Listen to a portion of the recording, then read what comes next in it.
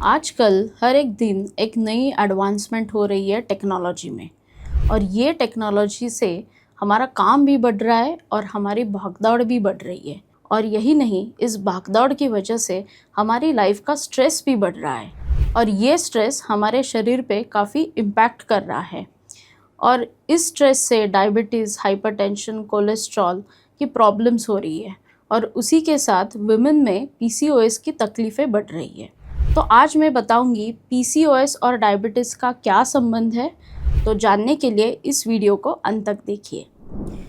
PCOS एक lifestyle related disease है, यानी कि हमारे लाइफस्टाइल में जो भी कुछ बदलाव हो रहे हैं उसकी वजह से पीसीओएस हो सकता है। तो व्हाट इज़ पीसीओएस? पीसीओएस मतलब पॉलीसिस्टिक ओवेरियन सिंड्रोम।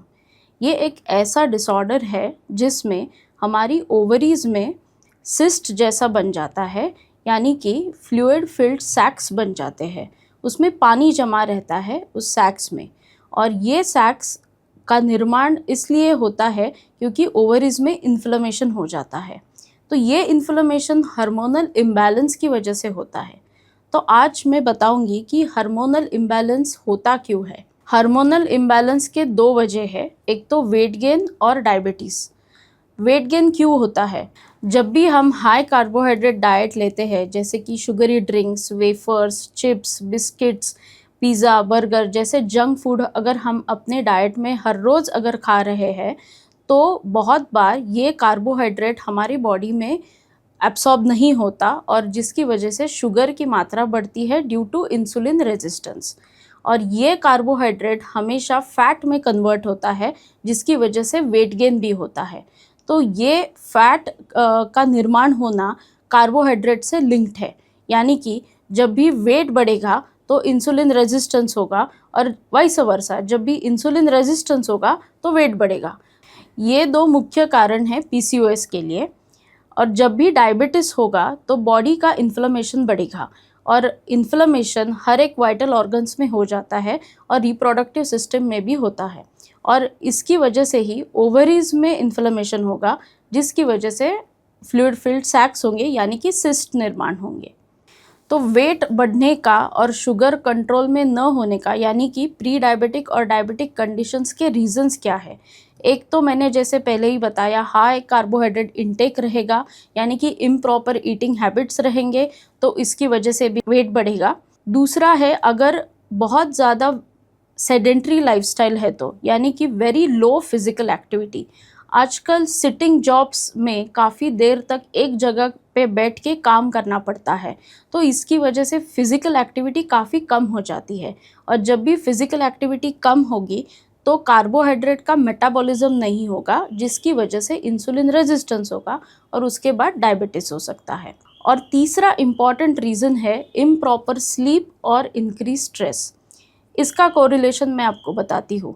जब भी स्ट्रेस बढ़ता है, किसी वजह से भी बढ़ सकता है, काम की वजह से बढ़ सकता है, पर्सनल लाइफ का स्ट्रेस बढ़ सकता है, वो सारे थॉट्स हमारे माइंड में रहते हैं at conscious level as well as at subconscious level. जब भी हम सोते हैं तो ये सारे थॉट्स हमारे माइंड में चलते रहते हैं, जिसकी वजह से स्लीप डिस्टर्ब होती है। और जब स्लीप डिस्टर्ब होती है तो हार्मोनल इम्बैलेंस हो जाता है, अच्छी तरीके से हार्मोन सिक्रीट नहीं होते, इससे इंसुलिन सिक्रीशन भी अफेक्ट होता है और बॉडी में जो अदर हार्मोन्स है उसका सिक्रीशन भी अफेक्ट हो जाता है। इस हार्मोनल इम्बैलेंस की वजह से पीसीओएस हो सकता है। तो अब बात करते हैं सिम्टम्स क्या होते हैं। पीसीओएस में 4-5 मुख्य सिम्टम्स है। पहला तो है वेट गेन। जैसे मैंने पहला ही बोला है कि वेट गेन हो सकता है, बॉडी में एक लिथार्जी आ सकती है, थोड़ा सा स्वेलिंग जैसा लग सकता है, पफी फेस रह सकता है, या फिर पैरों पे स्वेलिंग रह सकता है। तो ये वेट गेन की एक कंप्लेंट हो सकती है और स्वेलिंग की कंप्लेंट। दूसरा है एक्ने ओवर द फेस, यानी कि पिंपल्स आ जाते हैं फेस पे। बहुत बार लड़कियां मेरे पास आती है और बताती है मेरे फेस पे बहुत पिंपल्स है, तो ये भी एक अंडरलाइनिंग सिम्टम रहता है पीसीओएस का। तीसरा है लिथार्जिक या फिर फटीग फील होना, यानी कि बहुत टायर्डनेस लगता है, कुछ करने की इच्छा नहीं होती, काफ़ी थकान महसूस होती है और बहुत ज़्यादा लिथार्जी सेट इन रहती है। और चौथा सिम्टम है इरेगुलर पीरियड्स। इरेगुलर पीरियड्स यानी कि पीरियड्स हर मंथ टू मंथ नहीं आते, इरेगुलर हो जाते हैं, काफ़ी बार डिलेड पीरियड आ जाते हैं। जो भी डेट है उसके बाद 15-20 दिनों के बाद पीरियड्स आते हैं, और जब भी पीरियड्स आते हैं वो बहुत बार पेनफुल रहते हैं या फिर स्कैंटी पीरियड्स रहते हैं। ब्लीडिंग जितनी होनी चाहिए उतनी नहीं होती और स्कैंटी पीरियड्स रहते हैं। तो ये 4-5 मुख्य सिम्टम्स है पीसीओएस के। तो इसके लिए हम क्या कर सकते हैं? पहला तो है प्रॉपर कंसल्टेशन लेना है। अगर आपके पीरियड्स हर बार मिस हो रहे हैं, इरेगुलर हो रहे हैं, तो आपको डॉक्टर को कंसल्ट करना है, क्योंकि पीसीओएस की स्टार्टिंग ही इरेगुलर पीरियड से होती है। तो आपको वो ध्यान देना है कि अगर पीरियड्स इरेगुलर हो रहे हैं तो मुझे डॉक्टर को कंसल्ट करना है। दूसरी बात यह है, अगर आपका वेट बढ़ रहा है, एक्सरसाइज करने के बाद, थोड़ा बहुत डाइट फॉलो करने के बाद फिर भी वेट कंट्रोल में नहीं आ रहा है, तो उसके ऊपर ध्यान देना है।